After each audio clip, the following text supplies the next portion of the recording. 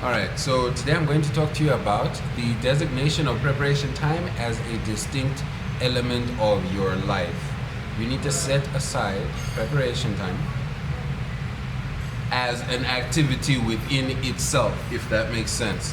The difference between a doctor and a person who digs ditches is actually the preparation time put into said professions. One of course is definitely like more vital, but I'll tell you what, one of the reasons why a doctor gets paid a lot more is the job is held in high esteem, and also the amount of time that goes into learning for the job is hyped up and is also real. There's a certain amount of just actual, many years of learning that is required for said job. Yes, so the difference between you making a lot more money and you making less for a similar type of activity is the amount of preparation time that goes into that activity. The preparation changes, but it's all preparation at the end of the day, And the reason why you have to separate time in order to prepare is that there are like elements of life that will make you not prepare, and there are positive elements and negative elements. For instance, one, you could have like just straight distractions. You could watch a little bit too much YouTube. God damn. Stay till the end of this video. But you could be doing something that stops you from doing preparation, of course.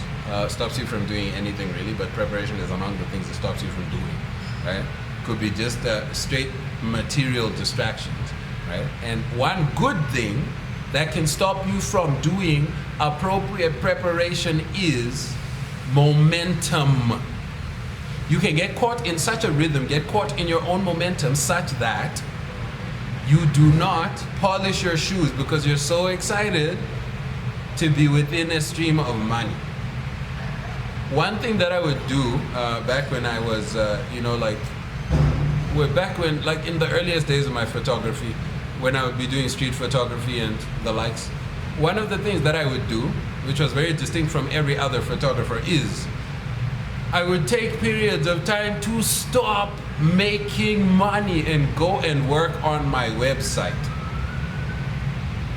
But because I would do this, you would find that when Red Bull, when Standard Bank, when other like large entities and entities where I wouldn't necessarily be able to skip over just with my Instagram or pictures that I have taken, which I can send to you via WhatsApp. Non-professional platforms, non-professional presentations, right? I wouldn't be able to work for these people because it wouldn't be professional enough the way that I presented my photos. But what I did was I would stop making money on the street photography and go and make a website.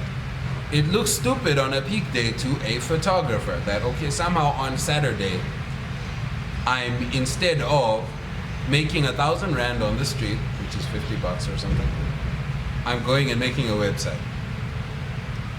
Now,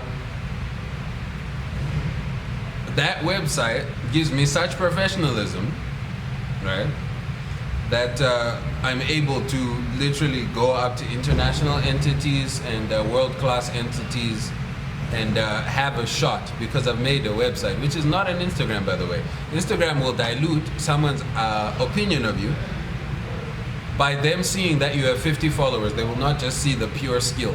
But if you have a website, which is your own platform in which you control all perceptions, it makes you able to access jobs that you would not otherwise be able to access because no one is judging you on your own platform.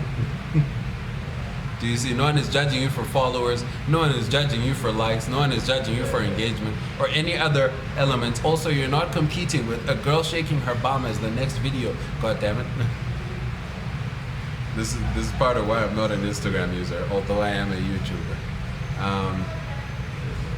You see, you need to control the perception about you. If you control the platform, that's really good for making someone see you right. Other things that might might throw you off of just making separate preparation time, right?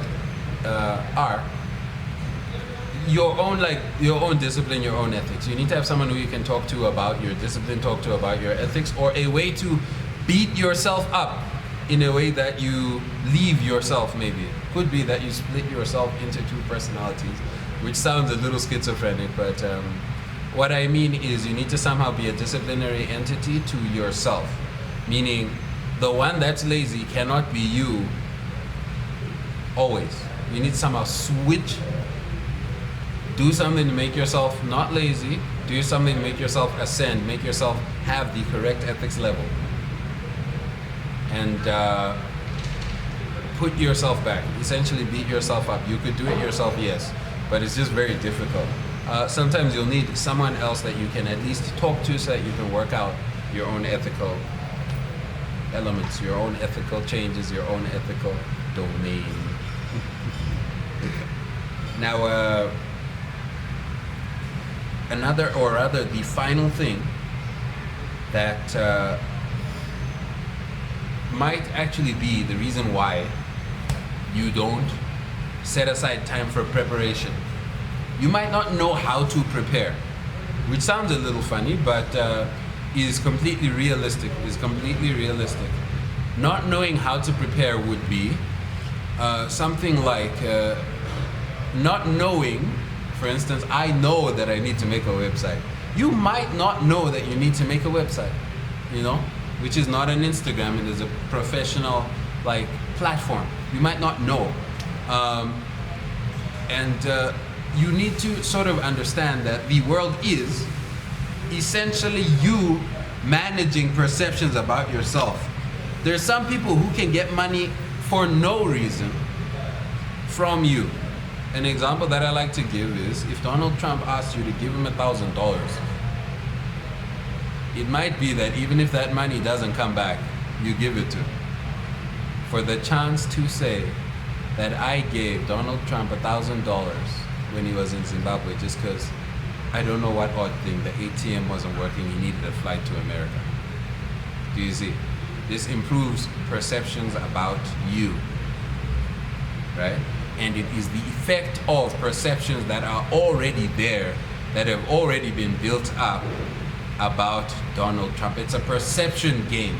Make no mistake, it's not anything more than a perception game, actually. Marketing, all of these, it's perception. The reason why one can make money from YouTube is that people pay attention to this person. One can attach adverts to the beginning of your video, middle of your video, end of your video, whatever it is. But the idea is you have a perception about you, and it's a strong perception, good or bad, but you're still doing perception management, and that is the value that you generate. Should you be using a platform like YouTube, Instagram, Facebook, and just generally in life, you need to understand what the game is so that you can strike appropriately. Of course, it might be that you need to go and read a book on how to improve your business, whatever that business is. I normally talk to creatives, but I'll tell you what, if you listen to my advice now, it'll apply in your cleaning business, whatever that business is. But you need to have an idea of how to improve perceptions about your business and how to improve the money flow, so on and so forth. I made a book, it's called Technical Gold, Business for Photographers, if you're a photographer. And I made another one called Black Money, Holistic Money Making for the Creative African Black. If you're not black, you cannot use this book. I'm joking.